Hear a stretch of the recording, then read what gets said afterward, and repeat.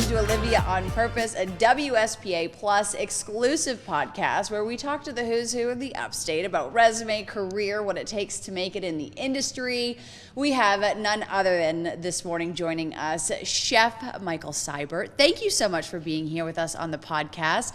To rattle off just a couple of things that come to mind when I think of you.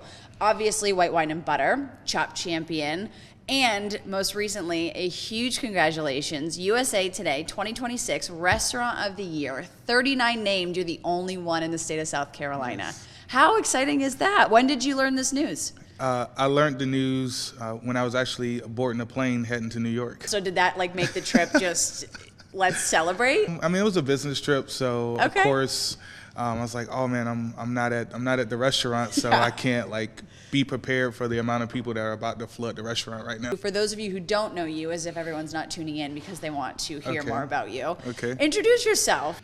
I'm really just a kid from Greenwood, South Carolina, and I've just enjoyed telling my story through food. Born and raised in Greenwood? Yeah, born and raised in Greenwood, South Carolina. But then reading about you, you've had experience in New Orleans area. Yes. So tell me about like your story, your career essentially. What brought you there? When I met my wife. My wife is from New Orleans, so she introduced me to New Orleans food. I've never experienced that before, and we have so many funny stories about that. She just, going down there to meet the different people down there and taste the food. The first stop was a gas station going down to New Orleans. Yeah. And I tell everybody, it's just like some of the best food I ever had came from a gas station. Really? That's how good the food is in New Orleans. That's when you know. So yes. I've actually never been to New Orleans. Oh, man. And let me just give you a little bit, like I grew up Northeast, and I remember the first time that I was in the South and I said New Orleans. And they said, baby, no, you do not say New Orleans. And I'm like, tell me more. And I've had so many friends and family go to Louisiana and just talk about how amazing it is. So you would say absolutely, without a question, go get you some cuisine in New Orleans. Oh, yeah. And a gas station meal. Yeah. I love that. That's pretty cool. Okay, so when you were here, though, you met your wife here? Yes. We met online. Okay. So, I mean, I'm a chef. I don't have time. Yeah, you're booked and busy. Yes. But you started off really young. Obviously, I read up on you. 22 years old, executive chef. That's a big hat to wear. What was that experience like for you? I wasn't ready. No? No. Okay, well, we'll get into that in just a second. So you meet your wife. Yes. You fall in love with the cuisine down there. How did you get introduced to the restaurant scene? Who took you under their wing? I mean, I come from a cooking family. Okay. So everybody in my family cooked, and I really decided that I wanted to become a professional at it. Coming up to the Greenville area, we had more opportunities up here to, find somewhere to work and thrive and work under a great chef and go to culinary school and all those things. I'd say I've had some mentors. Another chef from Greenwood, he was a chef at the country club down there as well. I really took interest into what he was doing, and I was like, and he looked like me too, so that was one of the most important things. I was like, oh, okay, well, I can do that. So I wanted to take that route as well. Representation absolutely matters. White wine and butter. Yeah. What provoked the name? Tell me about it. The name White Wine and Butter, it comes directly from culinary school. Just having fun with learning the mother sauces when I was in school. I wasn't old enough to buy wine when I was in school. Yeah. So I had to ask somebody else to buy me some wine so I can go home and like practice sauces. Research. Yes. Research. Yes. I fell in love with, making butter sauces. So like bechamels, we were learning veloutes and espagnols and all those sauces. And I just fell in love with the concept of mixing white wine, butter, lemon juice, some herbs and seasonings, and that just changed my palate of how I tried food, and I just loved it. I fell in love with it. That's awesome. Yeah. A little razzle, a little dazzle, and here we are, and now this is your baby. That's pretty cool. I love that. Do y'all fight in your family about who's the best chef? No, like I would. No, not at all. You said we're not like that. No. We're civilized. We don't fight. The less I have to cook at home, I'm okay with it. Okay. Where in today's day and age, with all the experience you have under your belt, do you find the inspiration for your craft? Because I can imagine the culinary scene is competitive. I draw inspiration from mostly like friends and family and music, nature experiences. I love going to the mountains. That's like really one of my favorite things to do. I consider like when I go up to the mountains, I can write a menu. It's just like being an artist. I can clear my mind, write a menu, just look at the mountains, listen to the creek, and just, you know, become creative. And Speaks to you? Yeah, and I just think of all my experiences. I have friends in all kind of backgrounds, you know, African, Burmese, everything. So I draw inspiration from all the people that are close to me and, you know, their families. And if they cook for me, then I can taste that background of, you know, what they've prepared and how they've learned how to cook and techniques they've used. Do you travel a lot? Now I do, yes. What has been your favorite place to travel and try the cuisine there? So obviously, New Orleans, I would say New Orleans got me to where I am right now, trying food down there. But more recently, I've traveled to New York so many times now. I'm really falling in love with the food up there. I love me a little Italian. I know that Yeah. New York knows how to do it. Huge success on your resume, Chop Champion. Mm-hmm. What was that experience like? Walk me through that whole process. Chop Champion, the first thing I say is I've came up short in competitions, you know, anything. A lot of things in life I kind of came up short in, and not being the winner. Like, this is something that I own. Like, I did that. I was the sole person who made that happen. Being able to do Chop, it was almost like sports. I'm a big football fan, so I really enjoyed being able to compete on a stage that's a national stage and just lay it all out there and just go for it. Yeah. And I always tell people that is not a true 60 seconds. The clock Right. the clock runs so fast, and like a lot of people thought it was just for show, and I was like, man, 5 minutes already came off the clock. Like, Really? it's not possible. Really? And you know, you have so much going on. Like, mental thoughts are going on. You're trying to stick to your game plan. You don't want to cut yourself or anything like that. But the way the show is produced is real. Yeah. And it gets your heart rate going. It's stop and go, stop and go. The amount of time that you spend in the back room just talking with the other competitors and talking with producers and things like that, they really get your heart rate going. So it's all drama. I can imagine. All drama. How are you zoning in? How are you persevering and making it through and then coming out a champion? Like, what worked for you? Discipline. Yeah. Discipline.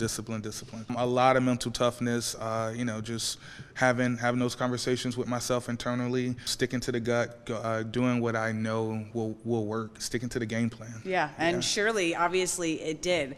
Talk to me about what is your favorite thing about the culinary scene in the Upstate? We're visible.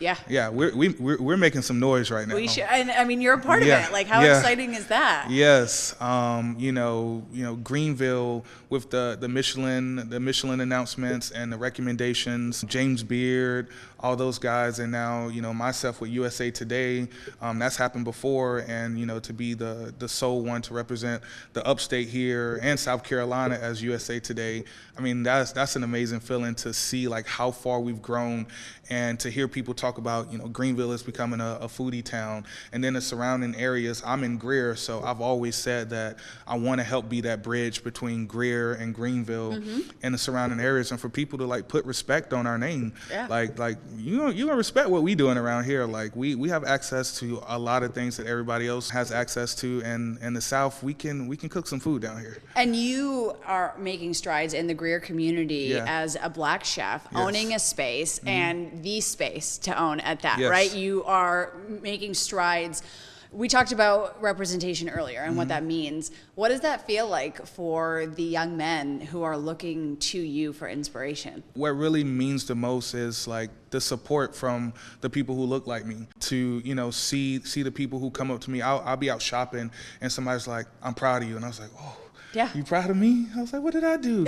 and especially, like, if it's like a older couple or something like that, you really see how much that means to them, because, you know, they've been through a lot of things. They've experienced life at a different level than I'm experiencing life, and I've definitely been one to, you know, not make excuses for what I don't have, and I've been very progressive about what I'm doing and what I'm building legacy-wise for, you know, me and my boys and anybody who looks up to what we're doing. I want to Yeah. backtrack a little bit. So Okay. going from New Orleans, bringing you back up here, talk me through some of your positions and how you networked your way. I always just wanted to do hotel Oh. and country club. I never really wanted to do restaurant. I had a couple friends that worked in restaurants, and I knew they worked super late and things like that.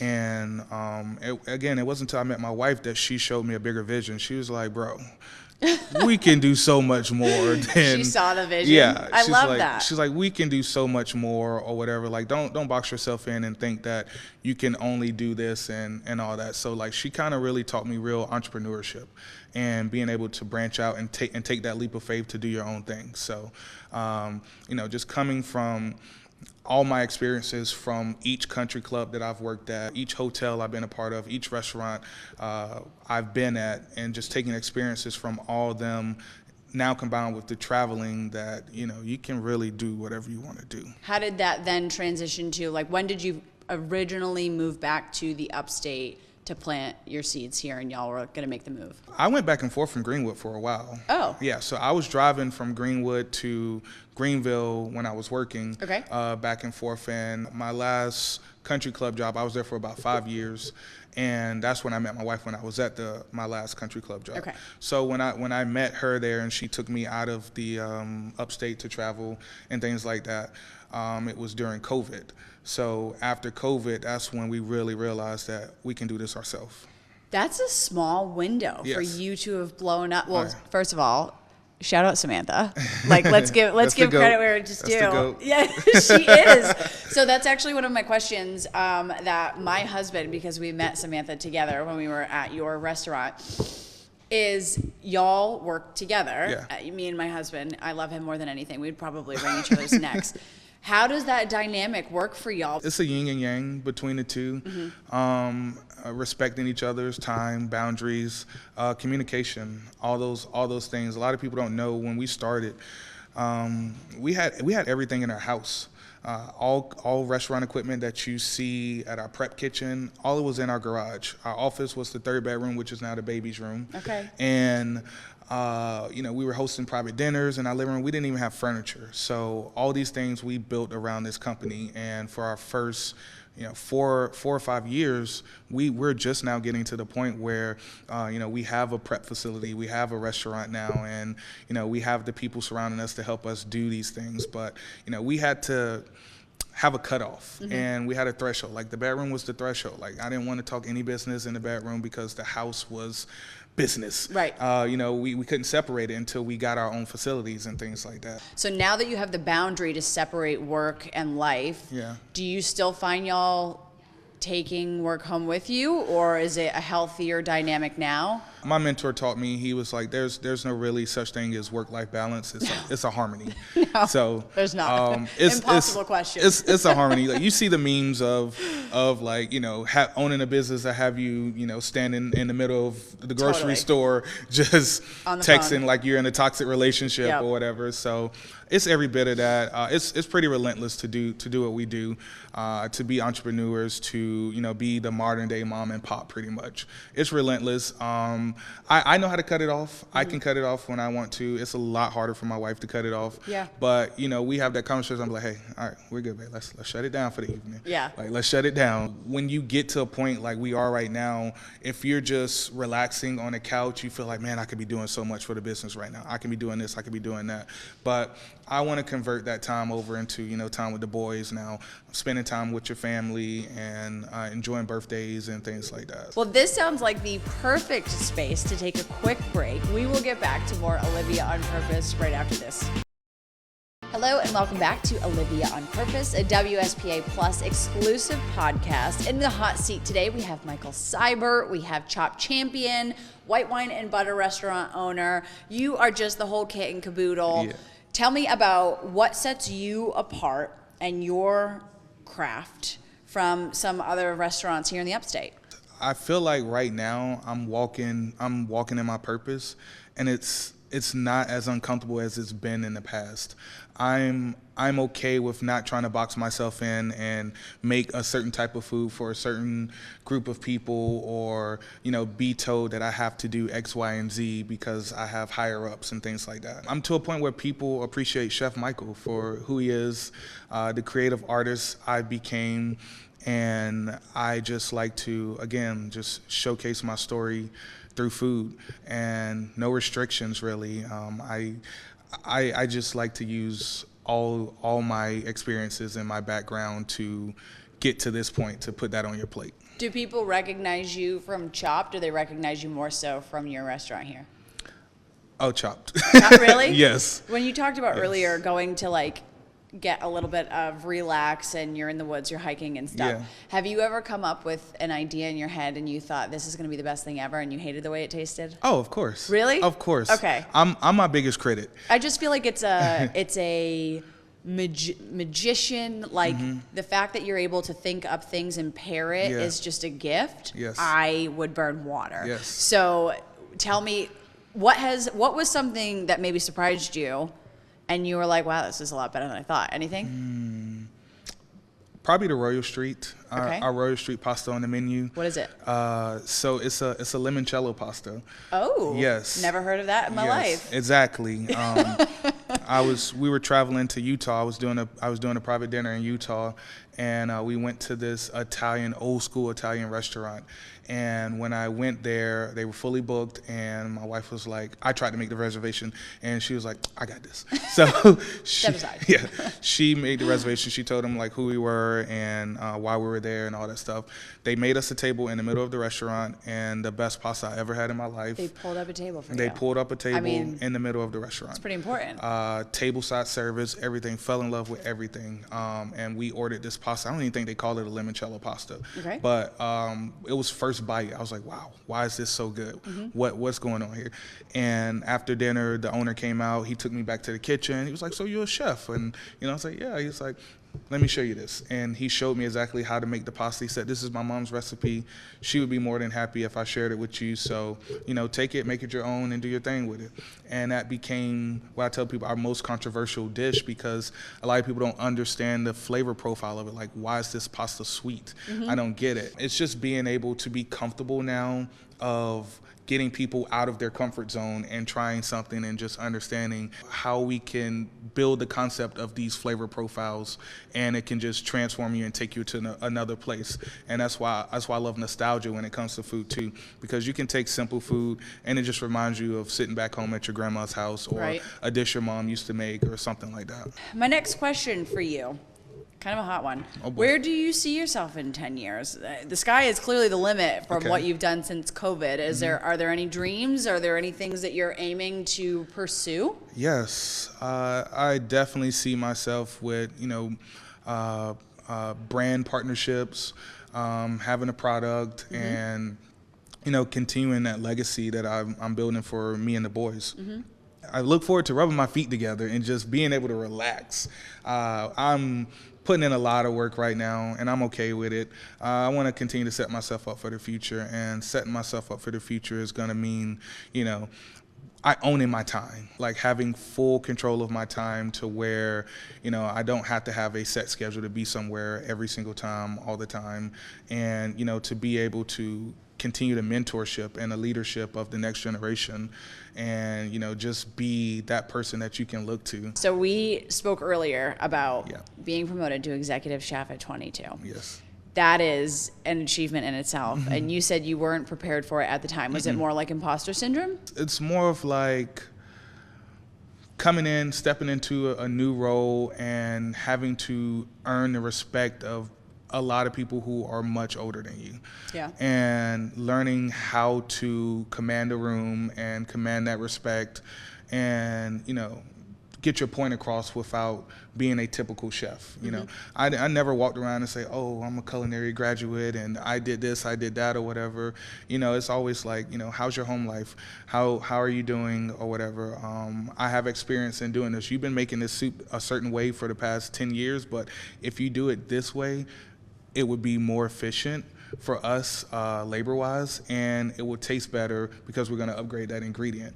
And having to have those back and forth with people who have been there and have been set in their ways, and you feel like you have to come in and prove yourself as a young kid. Like, how do you do that? Yeah. So I had to make sure that I maintain who I am and not have that imposter syndrome. Put the work in, but also give yourself some grace and understand that you don't have to be there 24 hours a day. I've spent so much time, like in my younger time coming up as a chef, just grinding, being in the kitchen all day, every day, and that's part of my mission now, where it's just having that harmony where it's not necessary. Like, you don't have to be that chef that's like, I gotta work 120 hours a week and I got to get this done. I have to do this. I have to do that. I was like, no, like, bro, you got kids now, so you need to sit down somewhere and manage your time properly and have that harmony. I mean, priorities obviously change. Yeah. So, in today, what would you tell 22-year-old Michael if 22-year-old Michael could see you today just absolutely knocking it out of the park? Trust yourself, man. Trust yourself, stick with it, keep going. It's gonna be hard, but you can make it, and you can do this. And just ultimate goal. There is a finish line. There is an ultimate goal, and just stick with it. Don't be afraid to look in the mirror. Yeah. Would you echo those same sentiments to young boys and girls in the culinary scene looking to hopefully one day just kind of follow your steps? Yeah, I always tell them, it's like, are you sure you want to do this? Because there's nothing easy about what we do. We're in a time and age where a lot of Instagram, a lot of Facebook and social media, things like that, like things that you see on the phone or the internet is not necessarily how it goes down in the real world. Right. So you have to be prepared for the real world and understand that commitment. Like, hospitality is a commitment. You have to be relentless when it comes to the hospitality and being true at this and have integrity, and to continue to grow in this field. Like, you have to have that discipline and integrity to do this. My almost final question for you, which you kind of spoke on it earlier, Chef Michael. Are you Chef Michael, Chef Mike, Chef Sibert? Not Chef Sibert. Not Chef Sibert? No. Is that too government name for you? Are you Chef Michael? Are you Michael? Chef Michael sounds good. Okay, yeah. Chef Michael, what is your purpose? Ooh. It's a tough one. Save the toughest for last. I've had a lot of people tell me that I was like, you're pretty chosen. Like, the path that you're on and the route that you're taking, all the work that you've put in, it feels pretty chosen. And I feel like the purpose has grown to, again, mentor and multiply leaders. I always look forward to that head nod of approval when somebody eats my food, when they take that first bite and they're just like, this is good. This is good. And, experiences. A lot of things are celebrated around food. So, you're responsible for somebody's biggest day, for their wedding, somebody's last day, somebody's getting laid to rest, and, you want to make sure the food's going to be on point. It's got to be comfort food. It's got to be good. You got to be on time, all these things. And the purpose has just been service, hospitality, service, and again, creating that culture that we've built in the company where, community over competition, and loving your people and loving on your people and growing those leaders and just multiplying them over and over and over, and having those kids look up to you, that next generation look up to you and actually tell you now, because it's been happening a lot lately. Like, there was a school, they did like a whole drawing of me and list out the accolades of, chef in the area that's doing this for Black History Month. I thought that was pretty cool. I'd be blubbering like a baby if I saw that. I was like, that and the amount of times that, now I have graced the cover of magazines and newspapers, like front page newspapers. My family's so happy. Friends are so happy reaching out to me. And they tell me just like, bro, like, you've been working hard and you've been doing this at a young age, and like, I'm proud of you. I'm proud that you're getting your flowers and things that you deserve, because nobody's really been working as hard as you. That's awesome. Yeah. They see it and they're, I'm sure, so proud of you. Obviously no accident that you are in the position that you are. So congratulations. Yes. It is absolutely very well earned. So before we let you go, I like to end my podcast with a this or that. All right. This is a Like you just answer. There's no thought process behind it. You might have to think about something. Okay, cool. They're all chef related. All right. And then you just tell me what you're feeling. So are we ready to go? Let's To go. rumble? I actually don't know what you would answer to this, but this was a community question that we all wanted to know your thoughts on. Would you rather eat in or dine out? And when eat in, I mean you cook for the fam. Oh no, we going out to eat. You go out to eat? Yeah, we going out to You're eat. taking a break. I love Yes. it. Sweet or savory? Savory. Spicy or mild? Mild. Really? Yes, I like to enjoy the food. Okay, that's how I am too. Healthy food or you like a little junk food? Healthy food. Okay, all right. We're growing. We're evolving. Front of house or back of house? Back of the house. Really? Yes. You don't have to deal with people. You get to deal with your people. I do. White wine or butter? What? He said, you can't ask this man this Both. question. No, you can't say both. Both. The gun would go off and your head gun goes off. If you had to pick, are you going with both? Oh man, butter. Butter, pepper, Yes. or salt? Salt. Fine dining or family style? Family style. A tasting menu or a la carte? Tasting. Is a hot dog a sandwich? No. No. It's a category of its own. It's It's a hot dog. it can't be defined. You can't No. put it in a room. No. I love that. Thank you so much, Chef Michael. Yes. I appreciate your time spending it with us today. Congratulations on your many achievements. I am hoping that once this USA Today article just gets you all around the nation and Yeah. everyone and their mother is inquiring about who you are, they turn to this podcast and see that we were able to kind of chat for a little bit and you Yeah. share your story. I will have all of my information up on the page if you want to reach out or you need to get in contact with Chef Michael. We appreciate you being here today. That is all for this episode of Olivia on Purpose. We appreciate you tuning in and I'll see you right here next week on WSPA Plus. Thanks, Liv. Thank you.